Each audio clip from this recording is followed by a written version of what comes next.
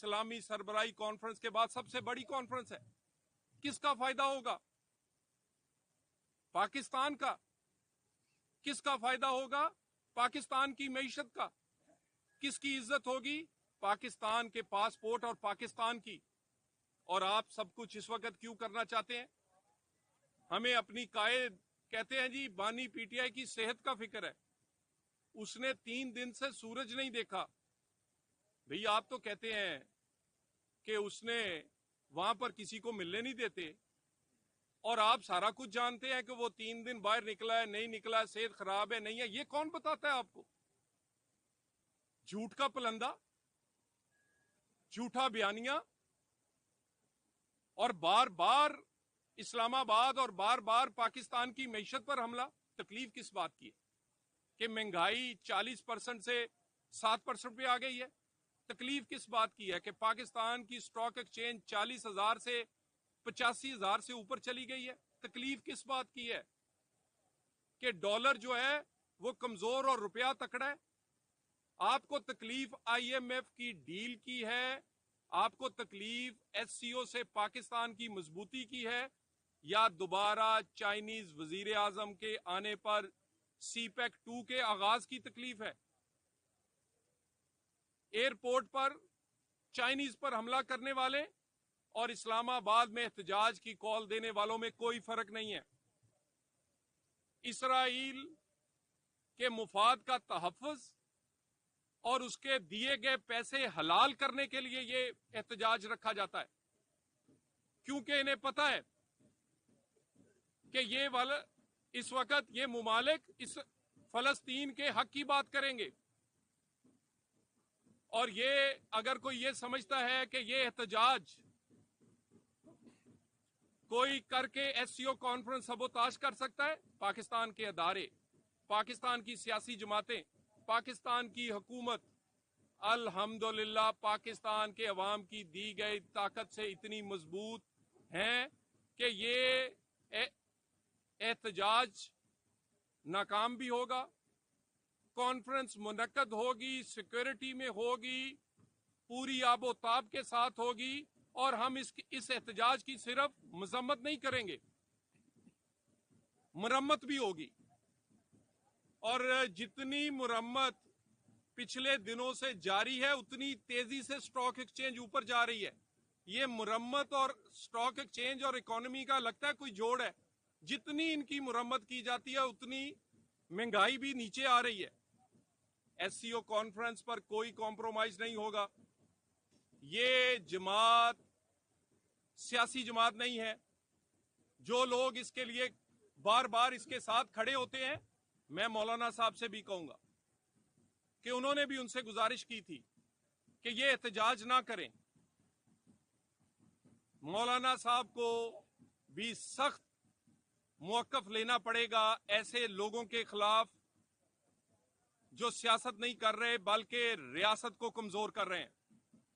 रियासत और रियासती अदारे ब्लैकमेल नहीं होंगे।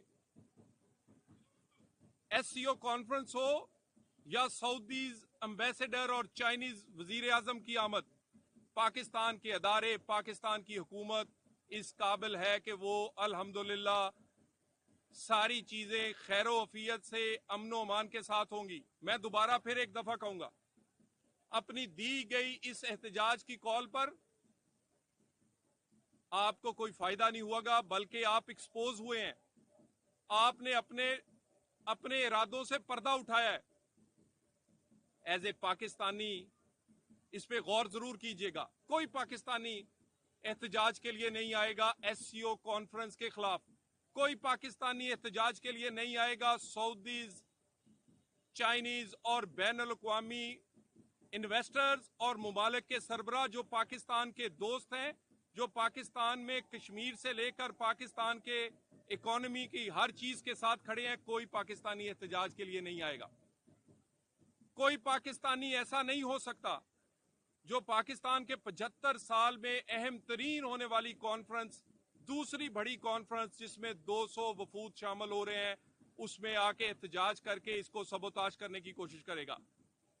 मैं दोबारा एक दफा ये बात क्लैरिटी से कह दूं, ये ना सियासी जमात का इकदाम है, ना सियासी जमात इस तरह कर सकती है, ना पाकिस्तान का आइन ऐसी सियासत की इजाजत देता है।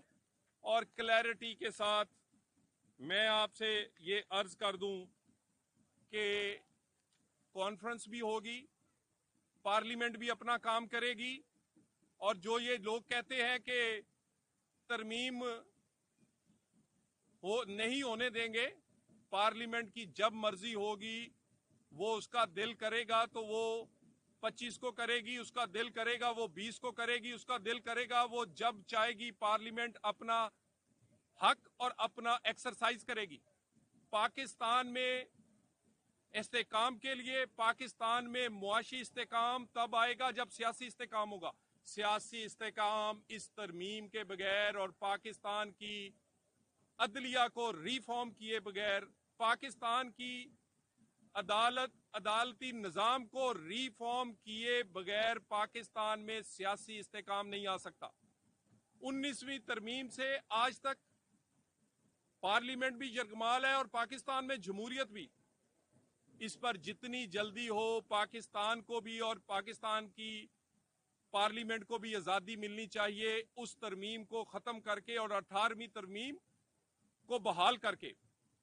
और ये खेल सिर्फ इसलिए खेला जा रहा है कि बानी पीटीआई को सजाओं से बचाया जा सके, पाकिस्तान को कमजोर अदारों को ब्लैकमेल किया जा सके और अदारों को ब्लैकमेल करके अपने सियासी मकासद हासिल किए जा सके। ना अदारे ब्लैकमेल हुए हैं 9 मई से, ना अदारे ब्लैकमेल हुए हैं IMF के खत से, ना अदारे और पाकिस्तान ब्लैकमेल हुआ है जनरल आसम मुनीर की अपॉइंटमेंट रुकवाने से, ना अदारे ब्लैकमेल हुए हैं चाइनीज और सऊदीज की इन्वेस्टर जब आए थे उस वक्त एहतजाज से, और ना पाकिस्तान और पाकिस्तानी अदारे और हुकूमत ब्लैकमेल होगी SCO कॉन्फ्रेंस पर एहतजाज के ऐलान से। इंशाअल्लाह ताला खैर खैरियत से होगी, अमनो अमान से होगी और पूरी आबो ताब से होगी, क्योंकि ये कॉन्फ्रेंस पाकिस्तान के लिए लाइफलाइन की हैसियत रखती है। Thank you very much. देखिए, गुजारिश ये है कि पार्लियामेंट को कोई डिक्टेट नहीं कर सकता और पार्लियामेंट को कोई ये भी नहीं कह सकता कि आपने किस दिन काम करना है और किस दिन नहीं काम करना।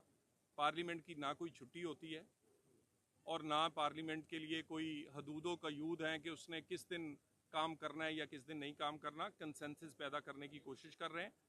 2/3 से भी जायद वोट या 2/3 से भी जायद कंसेंसस पैदा करने के लिए हुकूमत ने और हुकूमती इत्तेहादियों ने ये मौका दिया था कि बाकी जमातें भी इसमें शामिल हो सकें। तो कंसेंसस पैदा करने की कोशिश कर रहे हैं, लेकिन इंशाअल्लाह ताला ये जो भी पार्लियामेंट की तरमीम या बाकी मामलात होंगे उसमें कोई हदूदों का यूद नहीं है। वो जब चाहे, वो कॉन्फ्रेंस से पहले चाहे बाद में चाहे, 25 से पहले चाहे बाद में चाहे, वो कर सकती है।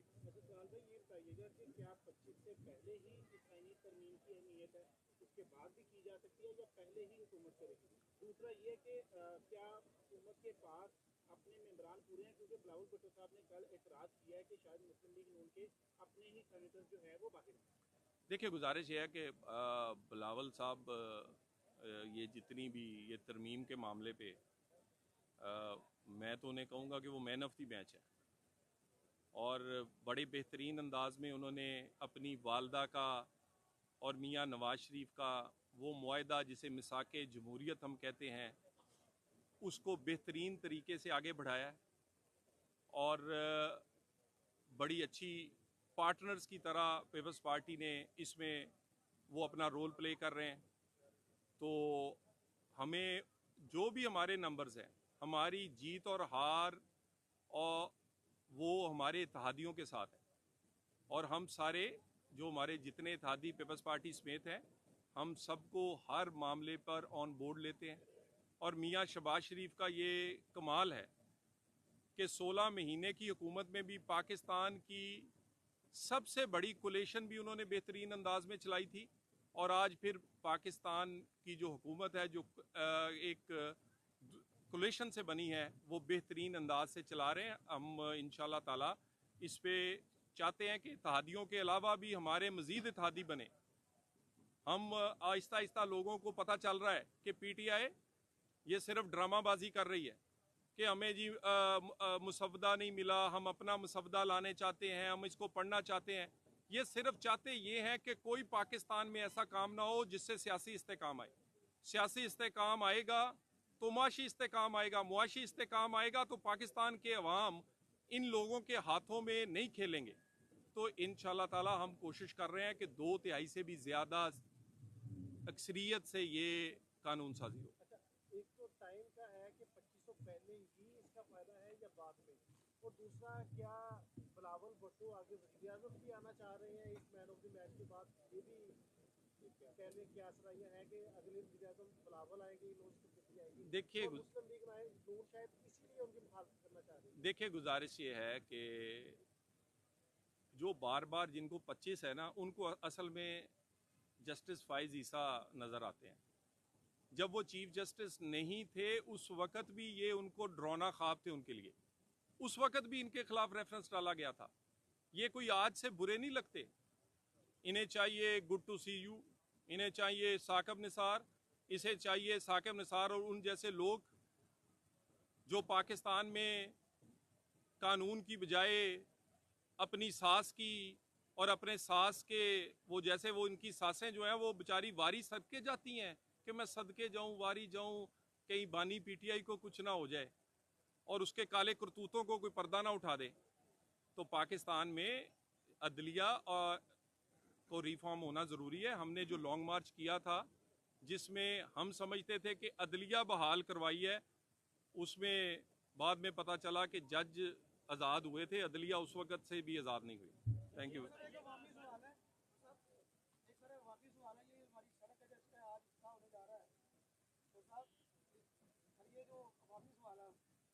जी जी जी देखिए जी, सड़क के लिए जो फंड्स हैं वो तकरीबन उसके मुकम्मल फंड्स मौजूद हैं। कोशिश की जाएगी कि इसी साल में इस सड़क का बड़ा हिस्सा जो है वो कंप्लीट हो। ये सड़क सिर्फ एक आम सड़कों की तरह नहीं, ये बल्कि लिंक रोड है between the Faisalabad and Lahore Karachi motorway. और हम कोशिश कर रहे हैं कि जिस सैयद वाला 240 से सैयद वाला रोड जो है उसको भी हमने वज़ीर आला साहब से गुजारिश की है कि उसको भी 2 रोया किया जाए। तो पहले मरहले में मकुआना से लेकर जड़ावाला शहर और 240 तक ये सड़क को मुकम्मल इसी साल किया जाएगा और इंशाल्लाह ताला ये मोटरवे तक हमारी कोशिश होगी कि 2 रोया सड़क बने। और ये सिर्फ यही सड़क नहीं, इसके अलावा फंड्स हमारे देहात के लिए भी दिए गए हैं। वर्ल्ड बैंक की स्कीम जो है वो जड़ावाला में चंद ऐसी तहसीलें हैं पूरे पाकिस्तान में जहाँ पर ये सीवरेज के लिए और सड़कों की तामीर के लिए चल रही हैं। पहले भी काम करके दिखाए हैं और आइंदा भी करके दिखाएंगे। हमने सड़कें बनाई हैं, हम बनाते रहेंगे, ये इस पे एहतजाज करते रहें। Thank you. जितनी देर लोग वोट देते रहेंगे, जितनी देर लोग हमारे काम को पर एतबार और एतमाद करते रहेंगे, मैं आपसे गुजारिश करूंगा, आप अपनी गाड़ी में, आप मीडिया के दोस्त हैं, ये कैमरा ले जाएं, ये सामने वाले मेरे गांव से लेके किसी सड़क, किसी गांव, किसी शहर में चले जाएं, वहाँ पर नून लीग के काम वहाँ से निकाल दें, उस शहर से, उस कस्बे से, उस गाँव से, और आपको 1947 के खंडरात ना मिले तो फिर है। मैं मोटरवे का नाम लूँ, मैं सीपेक का नाम लूँ, हवाई अड्डों का नाम लूँ, कॉलेज स्कूल्स का नाम लूँ, मैं फैसलाबाद के बड़े प्रोजेक्ट, वो साइयाँ वाला रोड हो जो हमारी, या मैं उसके अलावा चिल्ड्रन हॉस्पिटल हो एशिया का दूसरा बड़ा, या इंडस्ट्रियल स्टेट हो, मैं किसके तो बात यह है कि हमारा मुआवजना काम से किया जाए। हमारा मुआवजना गाली से हम नहीं कर सकते। हमारी जुबान तो गंदी इन लोगों ने की है, नहीं तो हमारी माओ ने और हमारे उस्तादा ने हमें गाली की तरबियत नहीं दी। मुआवजना कामों का करें, आए कामों का मुआवजना करें, आए करें ज़रा कि 11 साल में केपीके में क्या हुआ, मरियम नवाज साहिबा की तकलीफ क्यों है इन्हें, सिर्फ एक बात है कि रोज़ नया मंसूबा।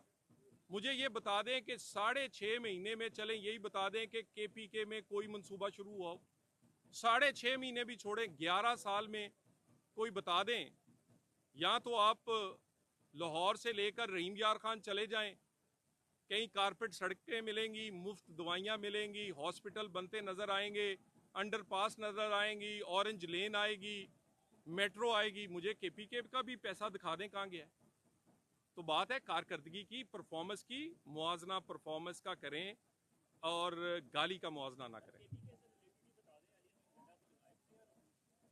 ड्रामे करते हैं अपनी नौकरी पकड़ी करने के लिए। उनका ख्याल है कि खान साहब को भी गेड़ा दे दें और हुकूमत को भी।